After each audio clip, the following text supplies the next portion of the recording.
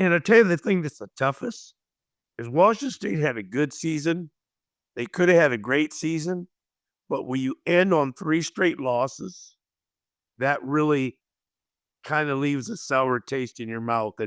And really, all 3 of those last games, they could have won.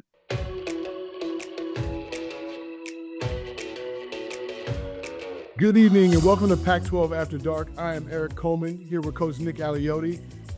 Coach, it's last game of the year, the last show of the year for us.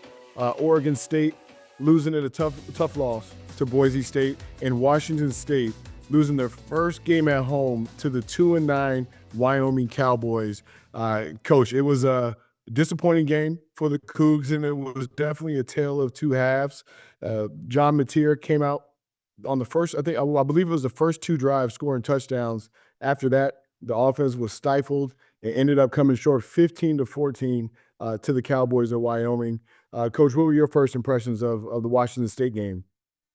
Well, this was the first time that I thought that Washington State's offense was not very good.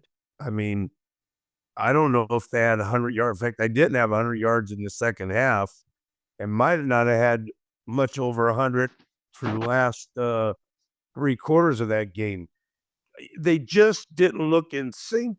At times, it looked like, oh, this is easy. We have it.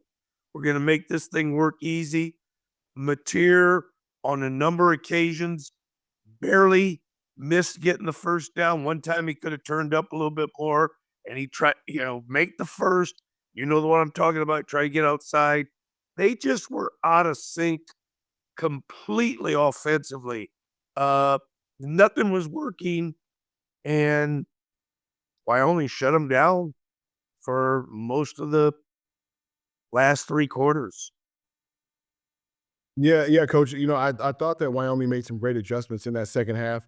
They played from the inside out. They stopped the run of Washington State. They focused on stopping that run and played a lot of zone of 4 underneath.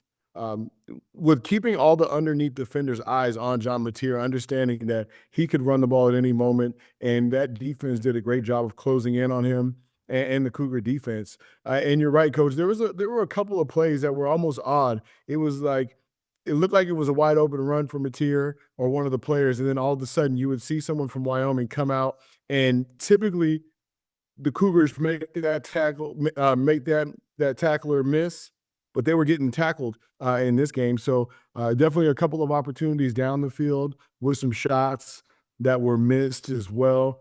So, a tale of some missed opportunities for the Cougars. Definitely frustrating after, the last 2 games, Washington State's defense has given up all kinds of points. And for them to play as well as they did on defense, to force the turnovers, to limit Wyoming to 3 field goals up until that last 30 seconds of the game where they gave up a touchdown, I thought the defense played outstanding. They forced a couple of turnovers in the second half. They got the ball back to Washington State in that offense, and the Cougs just weren't able to capitalize off those turnovers, which is very disappointing. There's never a bad win, but that's a bad loss. The Cougars had that game in hand. The defense certainly played well enough, getting those turnovers, getting them, when Wyoming was doing some things, but then they give up almost a 90-yard drive or thereabouts at the end of the game, which was a tough way to lose. And I tell you the thing that's the toughest is Washington State had a good season.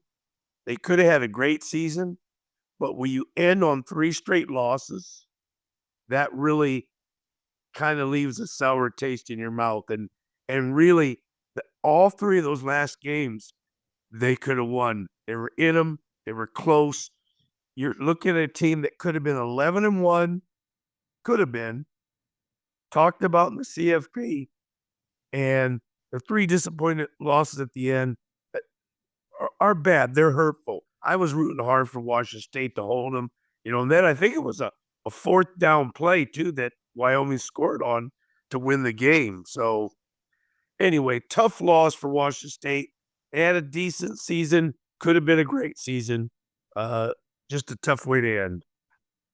I agree, Coach. We were earlier in the year, we were talking about the college football playoff and Washington State not getting the respect, and then they continued to moved up in the rankings. I believe they were down as low as 15. With the opportunity to control their own destiny, and falling short in those last three games, it was very disappointing. Also, disappointing for John Mateer. This is a guy who's had a Heisman type season, and if what you're talking about Washington State in that college football hunt, you're talking about John Mateer in the Heisman football, the Heisman Trophy chase. So definitely let down on all fronts for the Cougs. But 8 wins means they're going to a bowl. They got some time off. Coach, in this new era of football, what is the Cougars' focus? They have some time off going into the bowl game. What is their focus with this time off? Are they trying to recoup to win this game? Are they trying to get things prepared for the next season? What's the frame of mind for the Cougs? Well, I don't know what bowl game they're in yet, but if I was the head coach, I would give them, I'd say, get away, get your mind right, relax. Oh, it depends how soon they have to play, obviously. Take a week, lift a little bit, run with the strength coach and the conditioning coach, and then bring them back. And I'd get 2 good weeks of solid practice where you can also practice your guys that redshirted, get them a little bit better, get them a little bit more football, and then hone in with the last 7 8 days on who you're playing in a bowl game. So uh, they had a good season. John Mateer was one of the most productive college football quarterbacks this entire season. My hat's off to John Mateer. I thought he was outstanding, but today was his toughest day. But Washington State, they're playing a good bowl game. I'm anxious to see who they're going to actually play. That's coach, and a phenomenal year for John Mateer. I believe 44 touchdowns on the year. Uh, you know, Fantastic player. He comes out of the shadows of Cam Ward to step into that starting role for Washington State and really took the country by storm. Did it all season long consistently with his legs, with his arm, doing a great job of showing toughness and showing that grit. Washington State has definitely got a special player in John Mateer, and hopefully look forward to seeing him come back next year and continue to build on what they've done with these 8 wins, hopefully into the season in 9. But Coach, man, it's been a great year for the Cougs. We got a lot to look forward to. And when we come back, we're going to talk about the Oregon State Beavers. They lost to Boise State, but we'll talk about their season, what their outlook looks like moving forward. So stay tuned with us here on Pac-12 After Dark.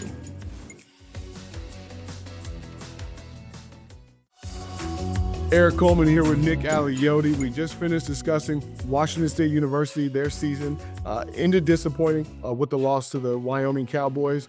And for Oregon State, 5-7 season ended with a loss to Boise State.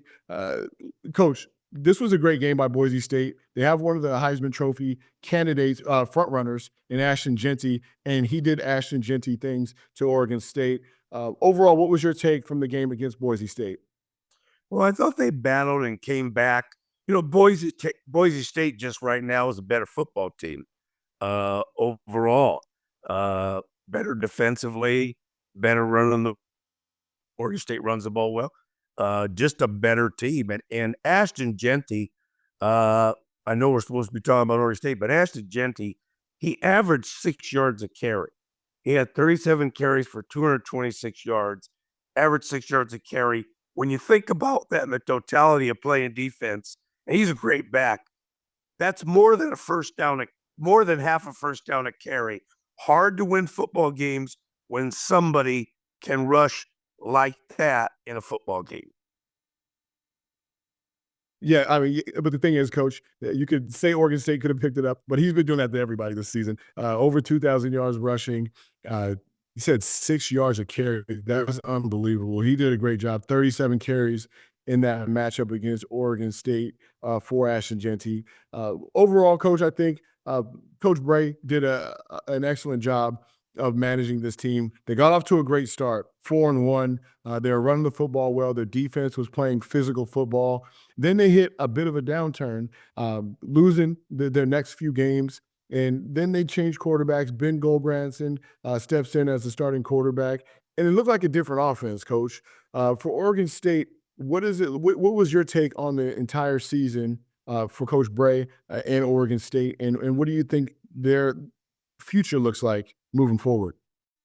First of all, I thought they became a much better team when Gobrandt was playing quarterback. It gave them some down the field passing game. I thought for the most part they ran the ball very well throughout the season and played the most games the way they wanted to, which was ball control and try to, control the game defensively, make the team have to go the distance instead of giving explosion plays. I thought that Walker stepped up big time. So they had some really good things happen to them as the season wore on. And then I think the home win against Washington State 2 weeks ago was a big good win for them, something they needed. Now, moving forward, I think they need to learn how to win on the road. Uh, I don't believe they won any games on the road this year. 5-7. Somebody'd have to check that if they did, maybe one. So they were a much better team at home than they were away. Trent Bray, in his first season, a lot of things against him. Head coach leaves, takes over late. A lot of assistants leave. He has to replace the staff. A lot of guys transfer. He has to do the best he can with what he can and recruit and bring some guys in. So I thought he did a good job. It'll be interesting moving forward. Recruiting is going to be key. Transfer board is going to be key. And then just developing and get his players better for the 2025 season.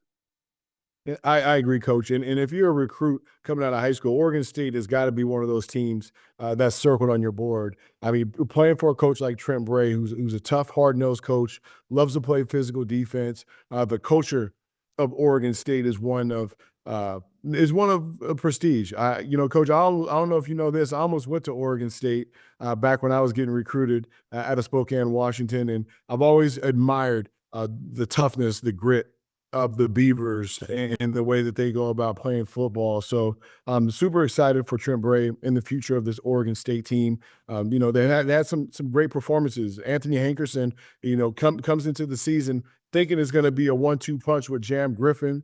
Jam Griffin goes down. Hankerson gets his first start of the year, ends up with 1,000 yards. So that's definitely a positive for Oregon State to work off of. The defense of Oregon State started off strong. It played some tough teams, played some tough offensive teams. So they started to kind of wind down a bit. But I think that overall, Trent Bray is going to have a full offseason of recruiting. He's going to continue to develop the talent that's in the locker room right now. And if you're an Oregon State Beavers fan, you've got to be excited about the future of Oregon State and this Pac-12 conference. I mean, Washington State is the same thing. You got John Mateer hopefully coming back next year. You've got a ton of talent from these two teams. And then moving forward, you see the expansion of the Pac-12. So overall, things are looking on the up. For a season that looked down, coming into the season, things are starting to look on the up and up. And I'm super excited to be a part of this Pac-12. Absolutely. And if you would have said Trent Bray was going to win 6 games this year and go to a bowl game, I think everybody would have signed their name and said, "Hey, yeah, I'd take that," because a lot of things were against him going into the season. And you could tell he's a very disciplined coach. He's very principled. He knows what he's doing. His team respects him as a head coach. So I think moving forward, I'm anxious to see a young coach grow. I think you really grow in your second and third year because the first time you're a head coach, it's the first time you've done everything. So there'll be a lot of growth moving forward, and he'll tweak whatever he has to tweak, not only schematically but also in the whole program, recruiting, how they practice, what he liked of this traveling, what he didn't like, all those things. And so he'll have some time to evaluate, and then they'll move forward. It'll be anxious to see how they do next year in the 2025 season. Make sure you stay tuned with us. When we come back, we're going to talk about the rest of the NCAA. Oregon, #1, looking strong so far. We'll recap that and stay tuned with us. We come back on the Pac-12 After Dark.